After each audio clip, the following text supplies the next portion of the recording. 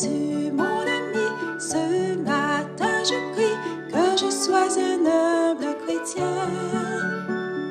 Je te remercie pour ton Saint-Esprit qui me fait chanter ce refrain. Avec toi aujourd'hui tout ira bien. Tu enverras mon ange gardien. Jésus, mon ami, ce matin je prie que je sois un humble chrétien. Je te remercie pour ton Saint-Esprit qui me fait chanter ce refrain. Ta parole transforme tout mon cœur.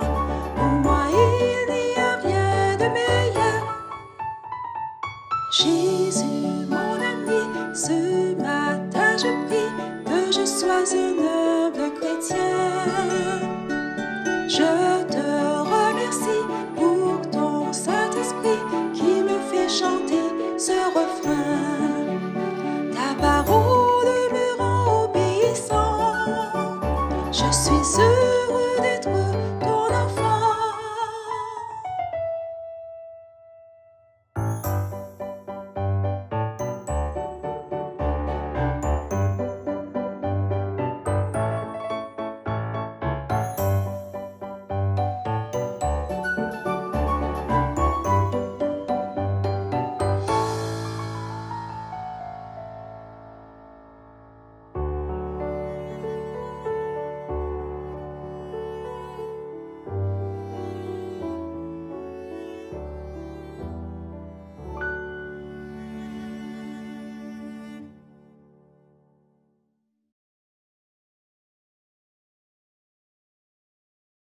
Bonjour les enfants, bon sabbat! Connaissez-vous une femme exceptionnelle dans la Bible? Exceptionnelle par sa capacité à favoriser le dialogue constructif. Exceptionnelle par sa recherche de solutions dans la paix. Avez-vous une idée, les enfants?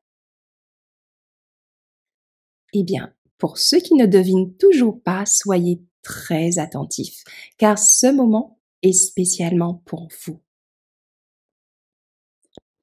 En 1 Samuel 25, il nous est dit: Samuel mourut. Tout Israël s'étant assemblé le pleura, et on l'enterra dans sa demeure à Rama. Ce fut alors que David se leva et descendit au désert de Paran. Il y avait à Mahon un homme fort riche, possédant des biens à Carmel.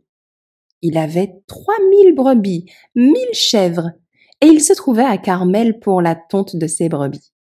Le nom de cet homme était Nabal, et sa femme s'appelait Abigaïl. C'était une femme de bon sens et belle de figure. Mais l'homme était dur et méchant dans ses actions. Il descendait de Caleb.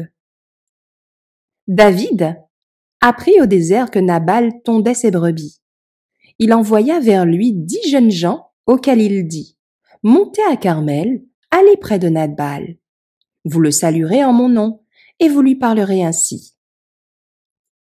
Pour la vie, sois en paix, et que la paix soit avec ta maison et tout ce qui t'appartient. Et maintenant j'ai appris que tu as des tondeurs. Or, tes bergers ont été avec nous. Nous ne leur avons fait aucun outrage, et rien ne leur a été enlevé pendant tout le temps qu'ils ont été à Carmel. Demande-le à tes serviteurs, et ils te le diront. Que ces jeunes gens trouvent donc grâce à tes yeux, puisque nous venons dans un jour de joie. Donne donc, je te prie, à tes serviteurs et à ton fils David, ce qui se trouvera sous ta main. »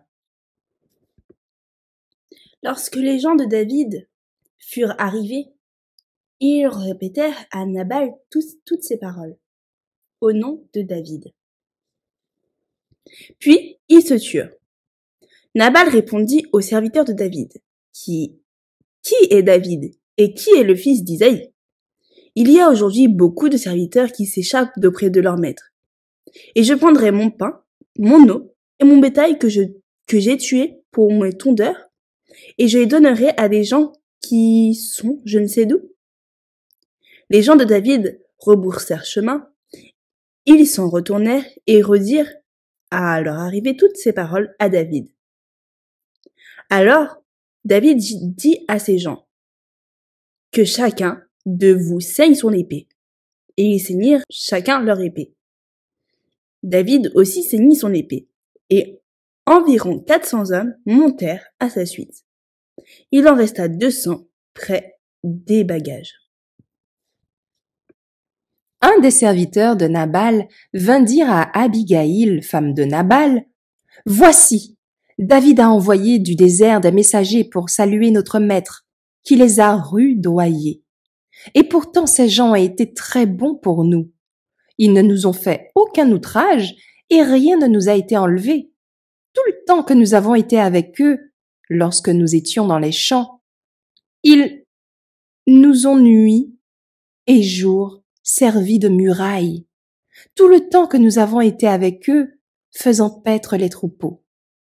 Sache maintenant et vois ce que tu as à faire, car la perte de notre maître et de toute sa maison est résolue.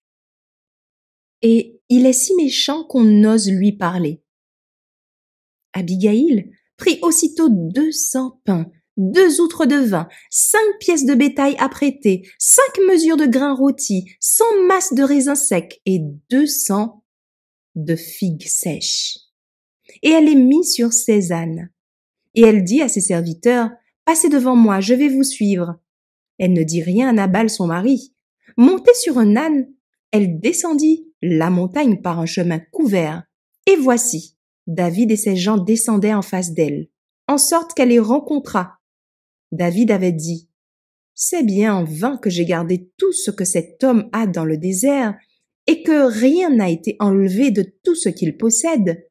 Il m'a rendu le mal pour le bien. » Que Dieu traite son serviteur David dans toute sa rigueur si je laisse subsister jusqu'à la lumière du matin qui que ce soit de tout ce qui appartient à Nabal.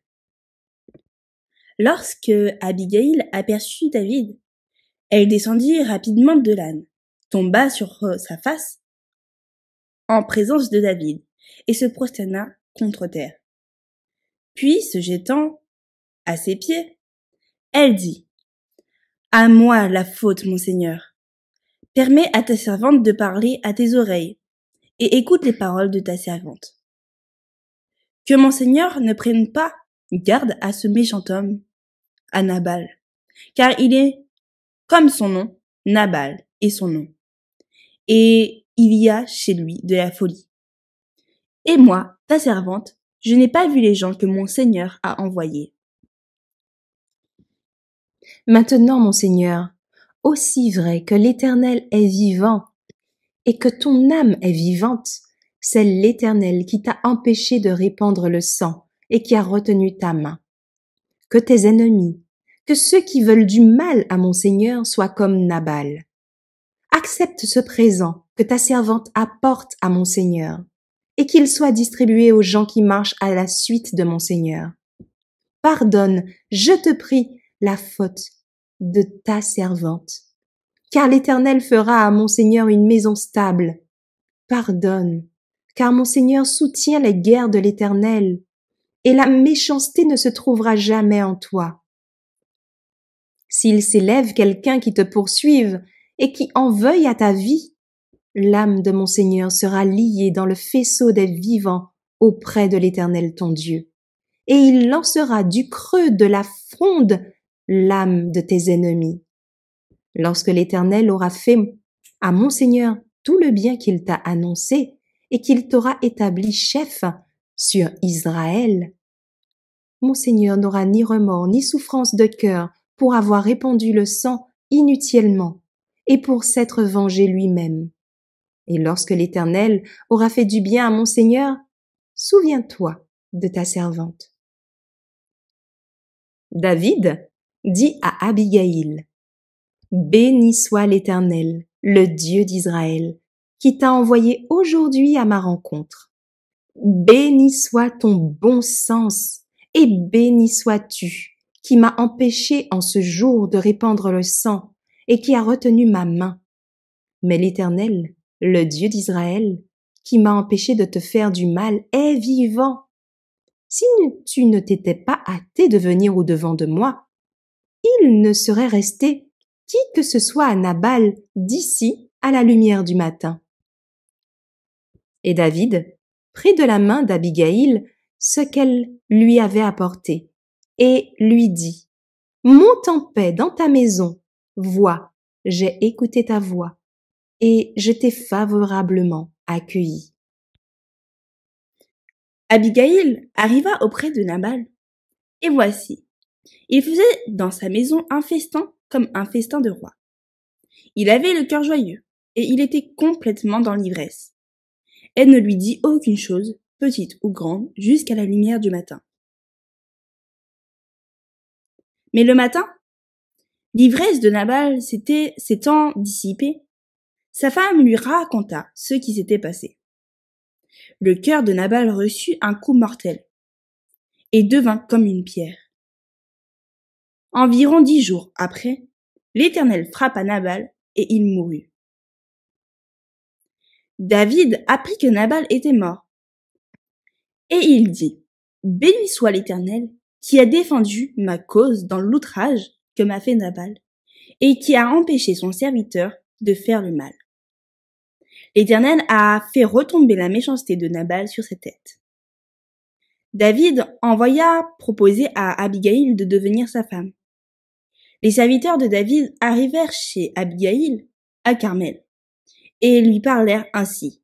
« David nous a envoyés vers toi afin de te prendre pour sa femme. » Elle se leva, se prosterna le visage contre terre et dit, « Voici, ta servante sera une esclave pour laver les pieds des serviteurs de mon Seigneur. » Et aussitôt Abigaïl partit, montée sur un âne et accompagnée de 5 jeunes filles.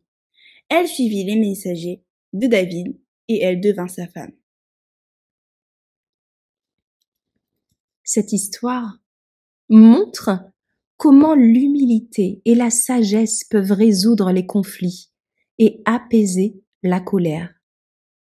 Lorsque David s'apprêtait à punir Nabal par la violence, Abigaïl est intervenue pour le calmer. Elle s'est présentée à David avec respect, le reconnaissant comme son seigneur, alors que Nabal l'avait méprisé. Elle n'a pas cherché à se justifier, à justifier son mari, mais a reconnu sa faute comme étant la sienne. En conséquence, elle demande pardon à David sans orgueil. Elle a calmé la colère de David, non par la force, mais par des paroles de sagesse et de paix, rendant gloire à Dieu seul. Son intervention humble et généreuse a permis d'éviter un meurtre et de rétablir la paix. David l'a béni pour ses conseils avisés. Cette histoire montre que l'humilité, mieux que l'arrogance, est capable d'apaiser les conflits. Comme Abigaïl, il faut savoir reconnaître ses torts, s'adresser aux autres avec respect et résoudre les problèmes par la douceur des paroles. Et tout ceci me rappelle un verset qui se trouve en Proverbes, le chapitre 15, le verset 1. Une réponse douce calme la fureur, mais une parole dure excite la colère. Répétons-le ensemble, les enfants, notre verset à mémoriser. Une réponse douce calme la fureur, mais une parole dure excite la colère. Amen. Prions ensemble. Père éternel, tu nous as montré, à travers cette histoire, comment l'humilité peut résoudre les conflits et apaiser la colère. Donne-nous la sagesse pour choisir nos mots avec douceur et calme. Apprends-nous à reconnaître nos torts sans chercher d'excuses et à demander pardon sans orgueil quand nous avons offensé autrui. Donne-nous le respect pour les autres, afin que nous puissions et sachions nous adresser aux autres avec tact et non avec mépris.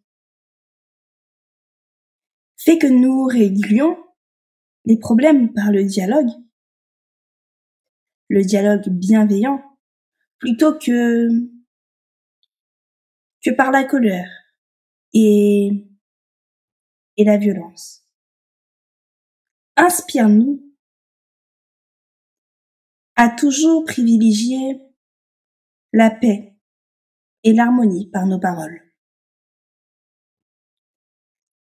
Par l'exemple d'Abigaïl, apprends-nous, Seigneur, à faire ta volonté avec douceur et humilité.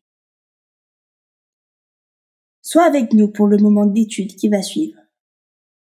Au nom de Jésus. Amen.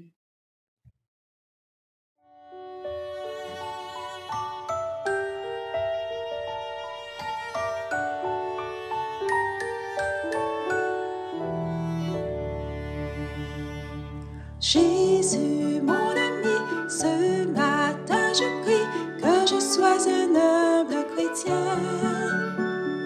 Je te remercie pour ton Saint-Esprit qui me fait chanter ce refrain. Avec toi aujourd'hui tout ira bien. Tu enverras mon ange gardien. Jésus, mon ami, ce matin je prie que je sois un humble chrétien. Je te remercie pour ton Saint-Esprit qui me fait chanter ce refrain. Ta parole transforme tout mon cœur. Pour moi il n'y a rien de meilleur. Jésus, mon ami, ce matin je prie que je sois un humble chrétien. Je te remercie pour ton Saint-Esprit qui me fait chanter ce refrain. Ta parole me rend obéissant. Je suis heureux.